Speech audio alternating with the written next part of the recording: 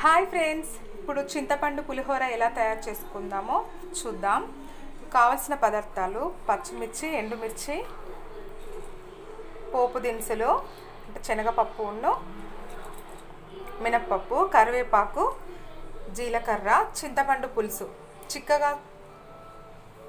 చిక్కగా చేసుకోవాలండి చింతపండుని. నెక్స్ట్ పసుపు, ఆవాలు, వేయించిన పల్లీలు. కావాల్సిన పదార్థాలు చూసాం కదండి. ఇప్పుడు ఒక బౌల్ పెట్టుకొని స్టవ్ ఆన్ చేసుకొని ఇందులో ఆయిల్ పోసుకోవాలండి. ఇలా ఆయిల్ పోసుకొని ఈ ఆయిల్ వేడైన తర్వాత చింతపండు సూప్ని ఇందులో వేసుకోవాలి. ఈ ఆయిల్ వేడైందండి, ఇందులో పచ్చిమిర్చి వేసుకోవాలి. ఈ పచ్చిమిర్చి వేసాక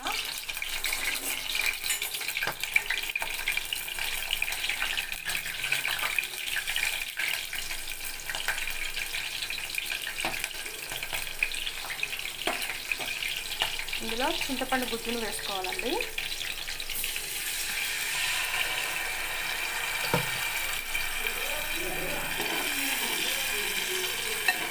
ఇప్పుడు ఇది ఉన్న క్వాంటిటీ కంటే ఇందులో హాఫ్ వరకు బాయిల్ అయ్యేలాగా చూసుకోవాలి, ఉడకాలండి ఇందులోనే. ఇప్పుడు మనం ఇందులో పసుపు వేసుకోవాలి.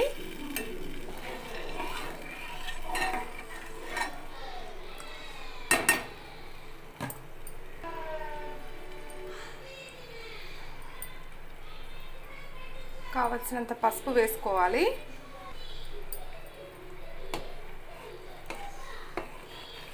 కలుపుకోవాలండి.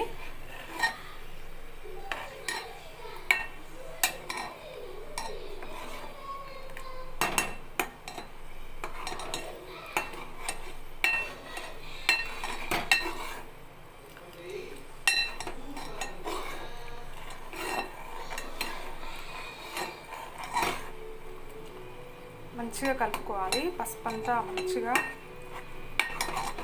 పసుపు తగినంత వేసుకోవాలండి, ఇలా కలర్గా వచ్చేటట్టు. చూడు, మొత్తం కలిసిపోయిందండి. ఇలా చూడండి కలర్ ఎలా ఉందో, ఇలా కలర్ వచ్చేదాకా కలుపుకోవాలి.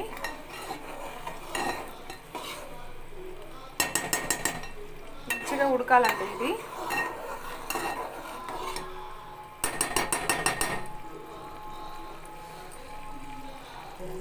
ఇలా ఉడుకుతుంటే ఇందులో సాల్ట్ తగినంత వేసుకోవాలండి.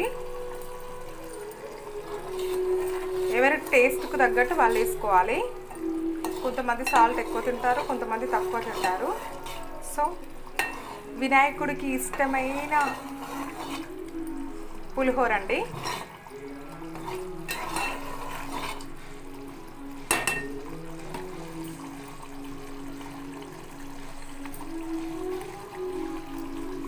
ఇలా ఉడకాలండి, మంచిగా దగ్గరికి రావాలండి ఇది.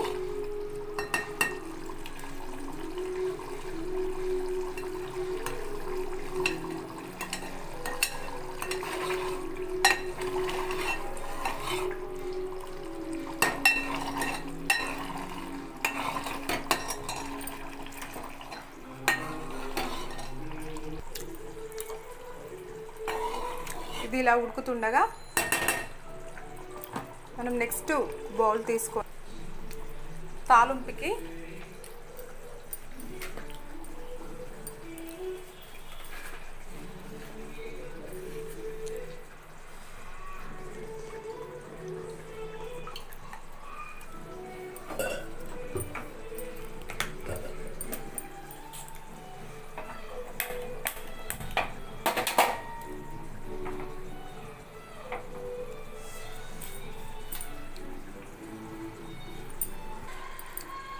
ఇలా ఆయిల్ వేడెక్కాక ఇందులో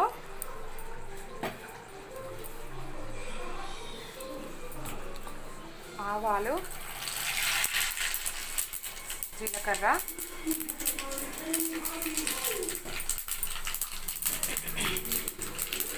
వెల్లుల్లిపాయలు,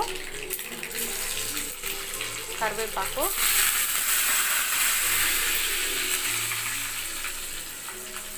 పప్పు దినుసులు,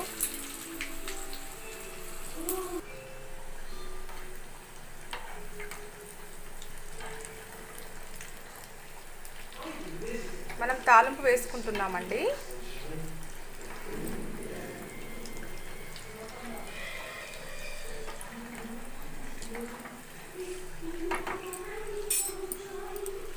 మీడియం ఫ్లేమ్ పెట్టుకోవాలండి, చిన్నగా పెట్టుకోవాలి స్టవ్ని. తర్వాత ఎండుమిర్చి,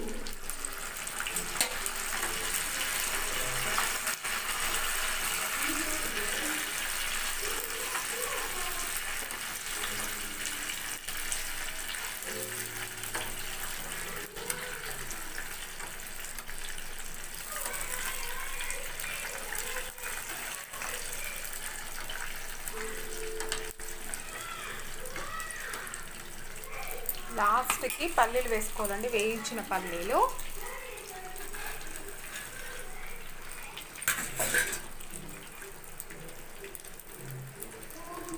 స్టవ్ ఆపేసుకోవాలి.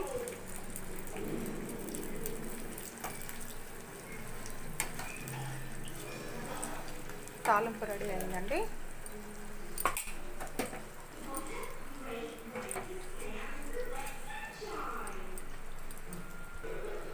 వీటిని తీసుకెళ్ళి ఇప్పుడు చింతపండు గుజ్జులో వేసుకోవాలండి.